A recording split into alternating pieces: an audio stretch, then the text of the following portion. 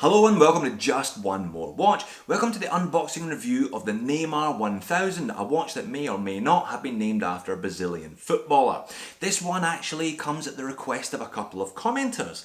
It's elsewhere on YouTube, there's a couple of reviews out there already, and I was keen to get a look at this one myself. Seems to offer an awful lot on paper. $239 on Amazon for a Seiko movement and a big chunky watch offering 1,000 meters of water resistance. Let's flip the camera and get into the box. Alright then, the Neymar 1000.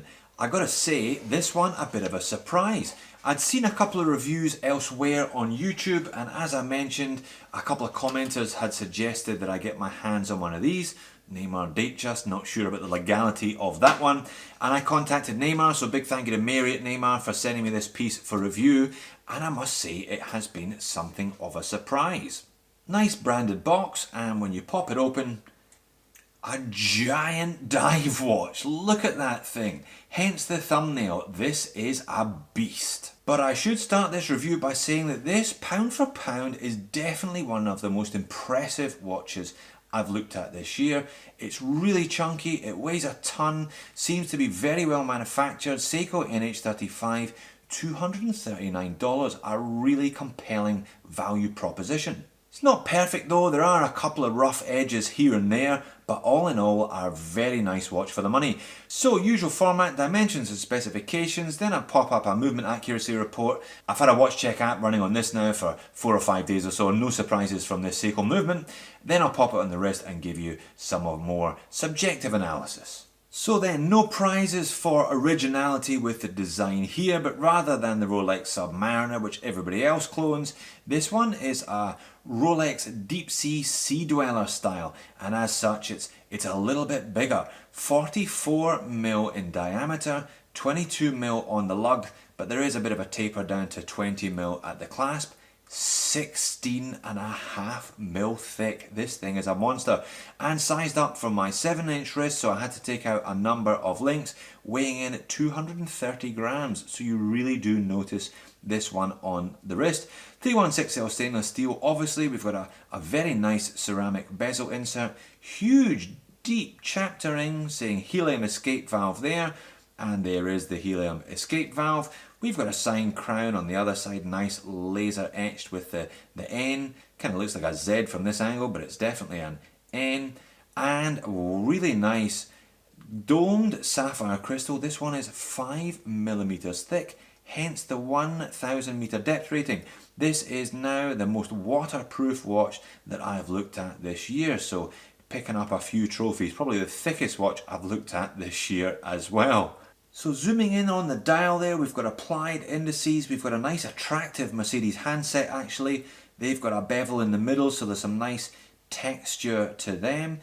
Date complication, a fairly plain window there at the 3 o'clock. Now pop up a lume shot early. The lume is pretty good. It's not massively bright, but it does look good. It's very evenly spread across the indices, the hands, and that ceramic bezel's loomed as well, and it lasts for ages. So not super bright, but very, very consistent. Big thumbs up to the lume then. So quick look at the bracelet, laser etched Neymar engraved on the clasp, and of course it is a decent milled clasp. That's what you'd expect. Not a super positive engagement, I have to say, but it is a decent one when it's on the wrist. Only 2 little micro adjusts, so effectively you've only got 1 micro adjustment, so you're going to have to size this one carefully, but solid links obviously, and solid in every respect. They are massive, really, really chunky, very much in keeping with the overall aesthetic of the watch. Proper 120 click unidirectional dive bezel as well. Action is pretty decent, little bit of back play, but not too much. Nice and positive to engage that one. No complaints about the bezel action. Flipping it over to the case back, we've got solid end links on the bracelet, which as you'd expect at this price point, pretty simple. Again, a little nod to the Rolex there, this design of case back. Deep engraved Neymar logo, water resistance 100 meters, and professional diver, all pretty straightforward. So there is the beast on my 7-inch wrist.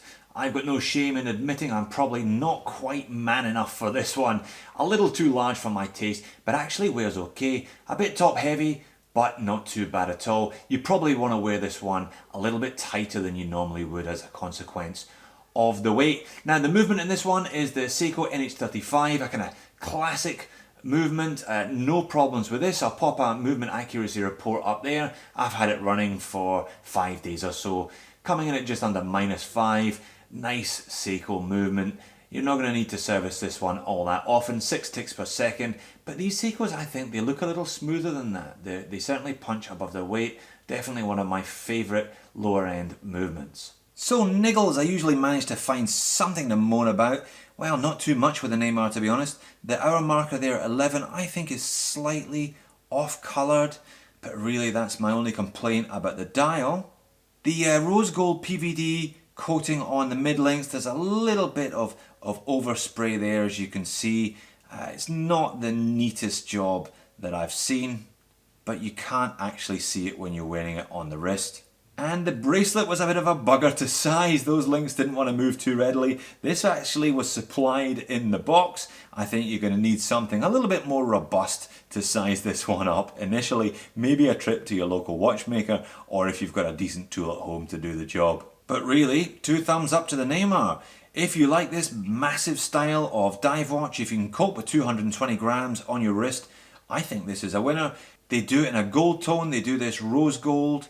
They also do an all stainless, a plain one, and a black PVD coating. Pick the one that suits you and enjoy.